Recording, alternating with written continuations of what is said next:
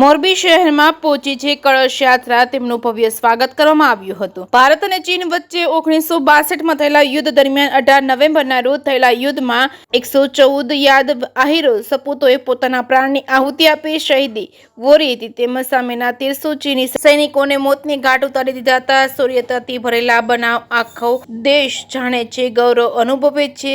રેઝાગલા શહીદોનું સ્મારક છે, ત્યાંથી માટી લઈ દેશના દરેક ગામડામાં અને શહેરમાં માટીનો કળશ પહોંચાડવા અખિલ ભારતીય યાદવ મહાસભા દ્વારા કળશ યાત્રા યોજી। કળશ યાત્રા સાંજના સમયે મોરબી શહેરમાં પહોંચી હતી। મોરબી જિલ્લાના આહિર સમાજે શાનદાર સ્વાગત કર્યું હતું। સૈન્યમાં આહિર રેજિમેન્ટની બુલંદ માંગણી દોહરાવી હતી અને બાદમાં કળશ યાત્રામાં મોરબી શહેરના મુખ્ય માર્ગો પર આવેલા દેશના સપૂતો સરદાર વલ્લભભાઈ પટેલ, સુભાષચંદ્ર બોઝ, શહીદ ભગતસિંહ તેમજ ડોક્ટર બાબા સાહેબ આંબેડકર તેમજ રેલવે સ્ટેશન પાસે આવેલા ભોજાભાઈ મકવાણાની પ્રતિમા સહિત દરેક સપૂતોને શ્રદ્ધાંજલિ અર્પણ કરી હતી અને ત્યારબાદ આ કળશ યાત્રા આગળ વધી હતી, જેનું નાની વાવડી, ખાખરાળા, પીપળિયા 4 રસ્તા, દહીસરા અને વાવણિયા ગામે શાનદાર સ્વાગત સાથે શાનદાર સન્માન કર્યું હતું, જ્યાં નિવૃત્ત થયેલા સૈનિકોનું સન્માન કરવામાં આવ્યું હતું। એકંદરે આ બનાવના દિવસે 18 નવેમ્બરને શૌર્ય દિવસ તરીકે ઉજવવામાં આવે છે। જે કે સિંહ સાથે શ્રીકાંત પટેલ, મોરબી।